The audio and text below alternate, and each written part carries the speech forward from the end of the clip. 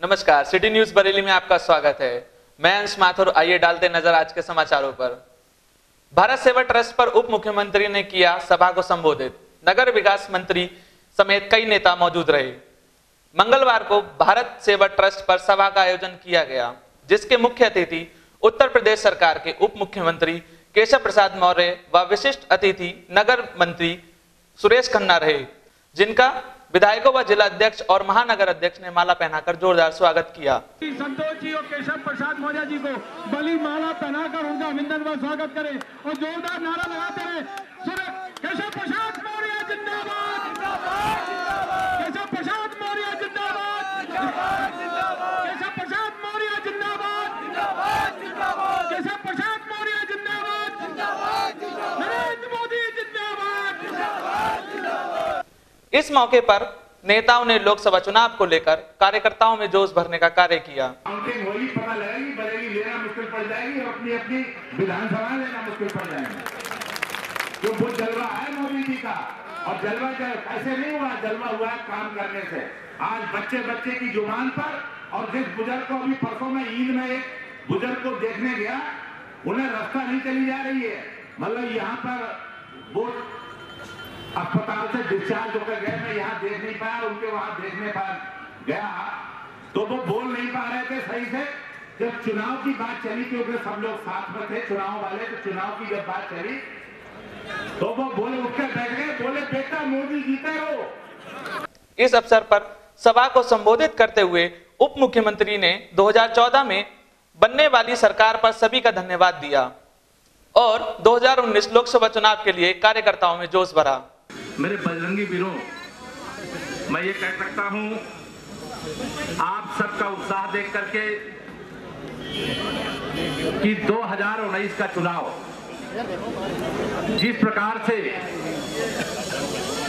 ईंट का जवाब पत्थर से सीमा पर देने का हमारे देश के जवान कर रहे हैं, उसी प्रकार से मुझे पूरा विश्वास है कि 2019 में आप 2014 से भी बड़े अंतर से आदरणीय संतोष गंगवार जी को देश की सबसे बड़ी पंचायत में भेजने का काम करेंगे। इसके लिए मैं आप सबका आह्वान करता हूं, अपील करता हूं, निवेदन करता हूं। लोगों ने डुबकी लगाई और जो 24 करोड़ से अधिक लोगों ने डुबकी लगाई, उस डुबकी लगाने के बाद वहां आने वाले तीर्थ यात्रियों पर भी पुष्प की वर्षा करने का काम किसने किया? ये आपकी सरकार ने किया, भाजपा की सरकार ने किया, योगी जी की सरकार ने किया। अगर आप कमल नहीं खिलाते तो 24 करोड़ लोग वहां गंगा जी में डुबकी लगाने के लिए कुंभ में नहीं आते। 2014 में आपने ऐतिहासिक विजय दी मोदी जी की अगुवाई में, और उस विजय का परिणाम यह है कि 2013 में श्री अखिलेश यादव जी उत्तर प्रदेश के मुख्यमंत्री थे और उनके समय में कुंभ हो रहा था, हमारे समय तो अर्ध कुंभ हो रहा था, और वह कुंभ के मेले में भी डुबकी लगाने नहीं गए। लेकिन हमारे यहाँ अर्ध कुंभ में वह डुबकी लगाने के लिए जाने को विवश हुए, क्योंकि इस देश की जनता ने अपना मूड बता दिया कि इस देश की जनता किस ओर खड़ी है, किस प्रकार से खड़ी है। भाजपा प्रत्याशी संतोष गंगवार ने नाद नगरी की परिक्रमा कर किया नामांकन। मंगलवार को 25 लोकसभा भाजपा प्रत्याशी संतोष गंगवार ने सुबह ही बरेली के शिव मंदिरों की परिक्रमा की और भगवान से आशीर्वाद लिया।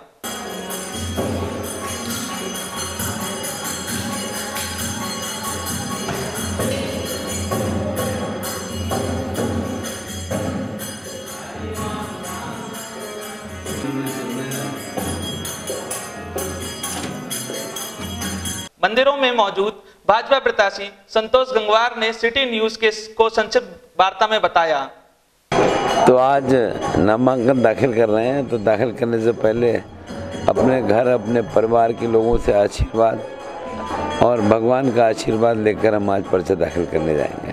तत्पश्चात भारत सेवा ट्रस्ट से अपने कार्यकर्ताओं व विधायकों व आंवला सांसद मेयर के साथ जुलूस के रूप में काफिला नामांकन कराने को निकले।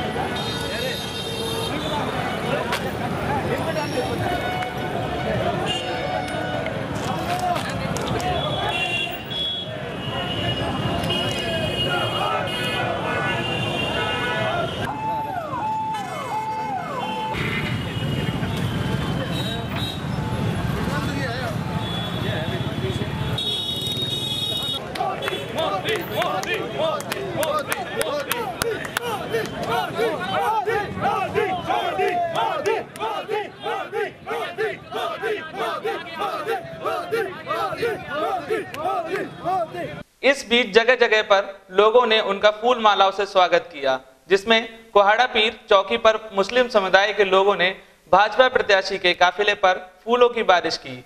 इस अवसर पर मुस्लिम समाज के लोगों ने खुशी जाहिर करते हुए बताया, आज श्री संतोष गंगवार जी के द्वारा नामांकन पत्र दाखिल हुआ। एक विशाल जनसमूह के साथ एक बार पुनः 8वीं बार बरेली लोकसभा से भारतीय जनता पार्टी के उम्मीदवार श्री संतोष गंगवार जी चुनाव जीतने की ओर अग्रसर हैं और हम लोगों का एक वादा है कि संतोष जी को पुनः 8वीं बार बरेली लोकसभा से जिताना है और केंद्र में मोदी जी के नेतृत्व में सरकार बनानी है और संतोष जी को कैबिनेट मिनिस्टर के रूप में भारत सरकार का प्रतिनिधित्व करना है।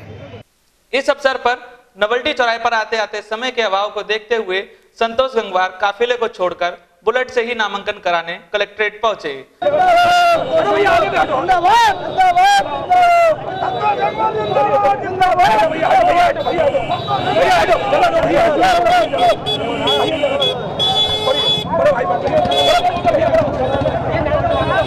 जहां उन्होंने नामांकन पर्चा दाखिल कर नामांकन कराया। नामांकन कराकर वापस लौटे संतोष गंगवार का कार्यकर्ताओं ने जोरदार स्वागत किया। संतोष गंगवार जिंदाबाद! संतोष गंगवार जिंदाबाद! इस मौके पर संतोष गंगवार ने पत्रकारों से वार्ता के दौरान बताया, मानता किसी से टक्कर है, मोदी जी का कोई मुकाबला नहीं है। सर गंगा की बेटी वर्सेस गंगा का बेटा जो चल रहा है उस पर सर क्या कहना चाहिए? मुझे मालूम नहीं, मैं तो अपनी चुनाव देख रहा हूँ। क्या जनता को लेकर चुनाव मुद्दे देश को जो दिशा में लिए और देश की जनता मोदी जी के नेतृत्व को चाहती है। किला पुल की सर्विस रोड का हाल बेहाल, राहगीर परेशान।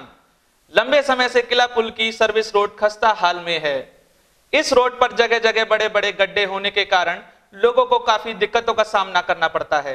रोड खराब होने की वजह से वाहनों को काफी नुकसान पहुंचता है, लेकिन प्रशासन इस ओर कोई ध्यान नहीं दे रहा है। जब कोई बाइक सवार आदि सर्विस रोड से गुजरता है तो गड्ढे होने की वजह से उसकी बाइक फिसल जाती है। देखना यह है कि जिला प्रशासन की नींद कब खुलेगी और किला पुल की सर्विस रोड को ठीक कराया जाएगा। इस बारे में जानकारी देते हुए राहगीर ने बताया, मेरा नाम है हसनैन अहमद अंसारी। इतनी स्थिति खराब है यहाँ पर ही जो आप ये देख ही रहे हो। और जब एक बरसात होती नहीं रोड उखड़ जाता है। हर बार यही हो रहा है, कम से कम 5 साल हो गए यही रोड का कंडीशन यही है। क्या कारण है ये बार बार रोड खराब हो जाती है? ये जितने नेतागिरी वाले हैं, जितने भी होते हैं, जितने बिल्कुल आप किसी को समझते नहीं है, बस दिल्ला देते हैं हाँ रोड सही हो जाएगा, बेहतरीन हो जाएगा, उस बात में वो जीत जाते हैं। फिर हम लोगों की वैल्यू खत्म कर दी जाती है और ये रोड वैसी की वैसी कंडीशन में है। आज से नहीं 5 साल हो गए करीब। एक्सीडेंट नहीं, एक्सीडेंट ऐसे होते हैं खतरनाक वाले होते हैं। यहाँ पानी देखो यहीं गिर जाते हैं लोग, परेशानी बहुत होती है। समाजवादी पार्टी के प्रत्याशी ने कराया नामांकन। 25 लोकसभा में समाजवादी पार्टी के 2 प्रत्याशी मैदान में दिख रहे हैं, जिसमें मंगलवार को हाजी रईस अहमद ने अपने आप को समाजवादी पार्टी का उम्मीदवार बताकर अपना नामांकन कराया। नामांकन कराने आए हाजी रईस अहमद ने बताया, जनता से चाहेंगे हमारा सहयोग करें, वोट दें हमें और बहुत ही जितनी ज़्यादा से ज़्यादा तादाद से जिता सकते हैं जिता के लाएं। कौन सी पार्टी से आप? समाजवादी पार्टी। नामांकन करने आए? नामांकन। वहीं बुधवार को समाजवादी पार्टी के दूसरे प्रत्याशी भगवत शरण गंगवार अपना नामांकन पर्चा दाखिल कर नामांकन कराएंगे। अब समय होता है एक छोटे से ब्रेक का। In India, more than 1.5 crore people are suffering from partial or total blindness. Dr. M.S. Basu, a renowned eye specialist who is successfully treating eye diseases with the ancient wisdom of Ayurveda. Retina-related problems, drying of eye nerves, which had been considered incurable, are successfully being treated by Dr. M.S. Basu. Several cataract patients have got their vision back without any surgeries. An experience of more than 35 years, continuous research and endeavor have earned a remarkable name for Dr. M.S. Basu. Outcome of this hard work is Isotene eye drops, which has got wonderful results and has been awarded with the Ayurvedic Premium Mark. Under the leadership of Dr. M.S. Basu and his son Dr. Mandeep Basu, Dr. M.S. Basu Super Speciality Ayurvedic Eye Hospital has started a movement to eradicate blindness from human race. Thousands of patients coming from all over the world for their eye treatment are living examples of it. जिस प्रकार से दुनिया को polio से मुक्त किया गया है, उसी प्रकार से मेरा सपना है कि दुनिया को अंततः मुक्ति दिलाई जा सके। हमारा उद्देश्य है, जो ईश्वर ने हमको इतनी बड़ी चीज़ दी है, तो उसको हम चाहते हैं कि उसको प्रोपार करते हुए दुनिया को उसका लाभ पहुँचाएँ। For these extraordinary achievements, Dr. M.S. Basu has been proclaimed with several prestigious awards. Dr. M.S. Basu has given a light of hope in thousands of eyes.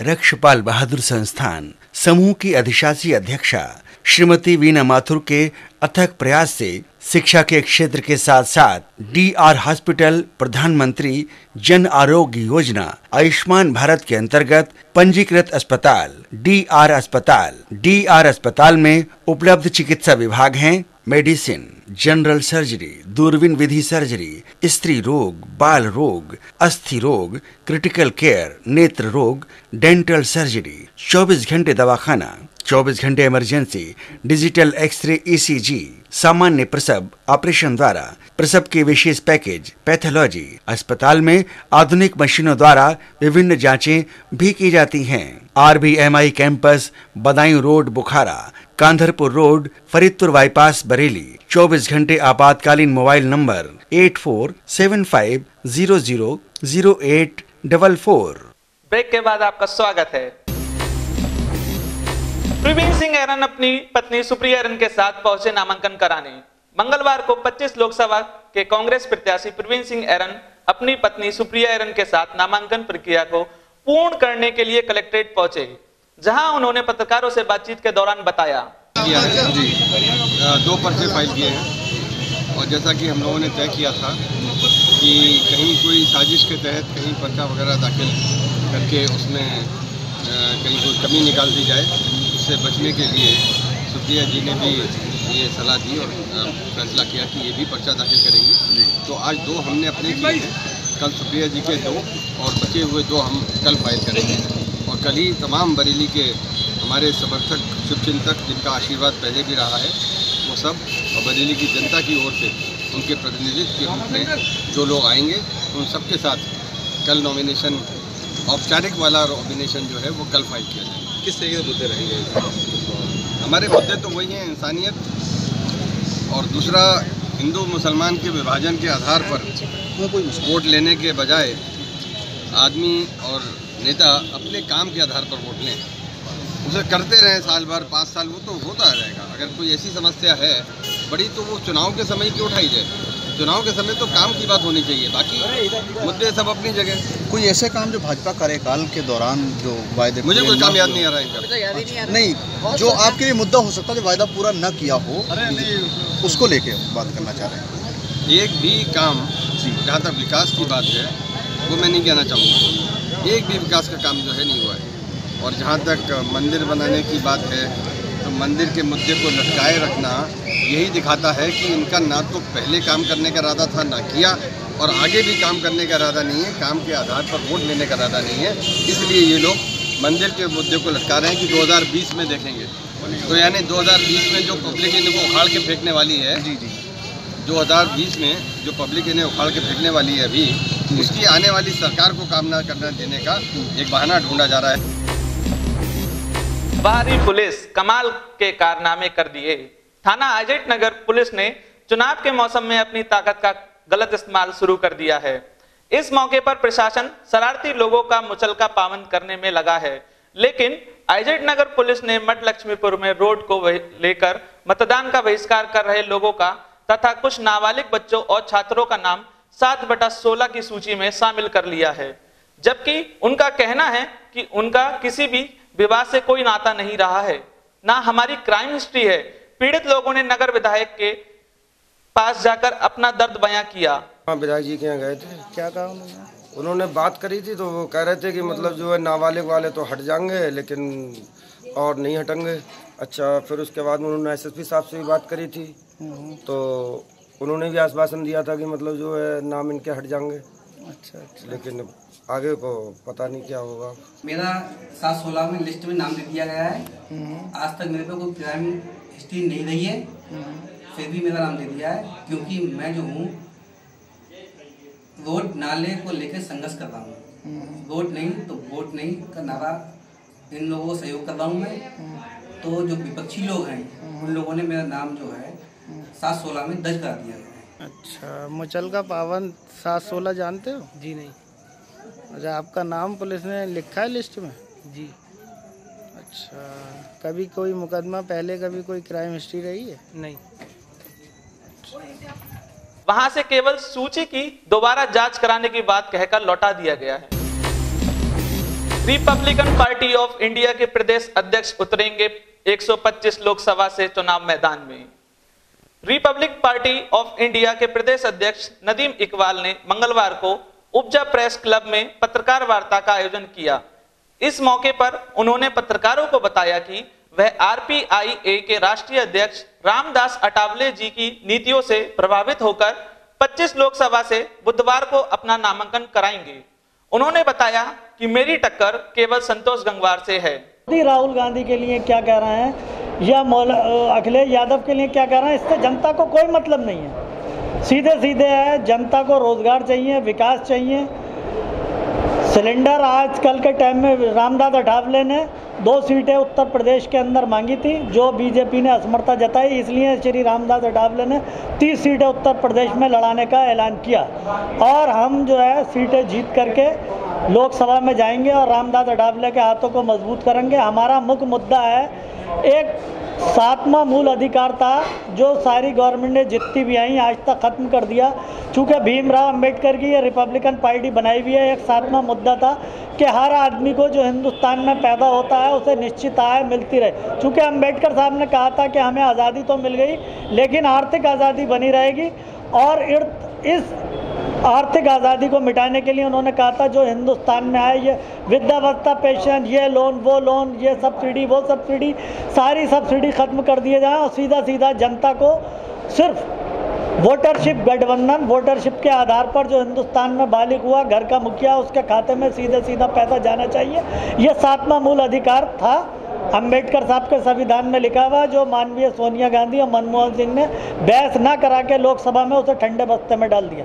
हमारा मुख्य मुद्दा यही अंबेडकर साहब का संविधान है और हिंदू मुस्लिम सिख ईसाई आपस में भाई हम लोग ये नहीं जानते, हम सब हिंदुस्तानी हैं, हिंदुस्तान में रहेंगे और हिंदुस्तान को सींचेंगे।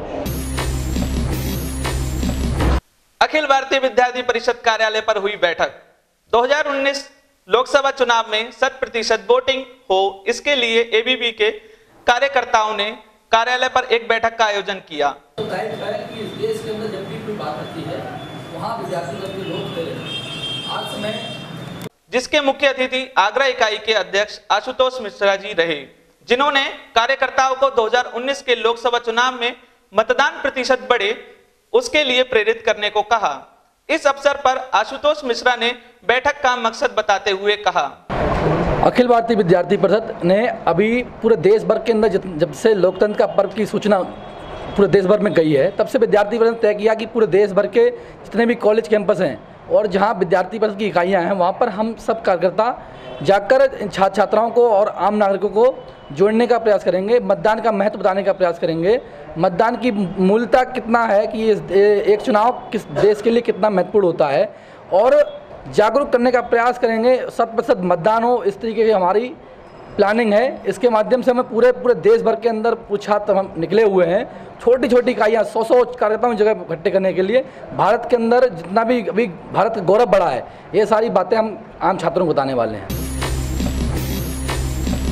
एक विशेष सूचना, सिटी न्यूज को आप अपने मोबाइल के YouTube पर जाकर सब्सक्राइब भी कर सकते हैं। सिटी न्यूज में खबर देने के लिए हमारे इन नंबरों पर संपर्क कर सकते हैं। हमारा नंबर है 8954961313 या हमारे कार्यालय पर संपर्क कर सकते हैं। हमारा पता है सिटी न्यूज बरेली, निकट गंगासील हॉस्पिटल, डीडीपुरम, बरेली। समाचारों का यही सिलसिला यहीं खत्म होता है। अगले बुलेटिन में आपसे फिर मुलाकात होगी। नमस्कार।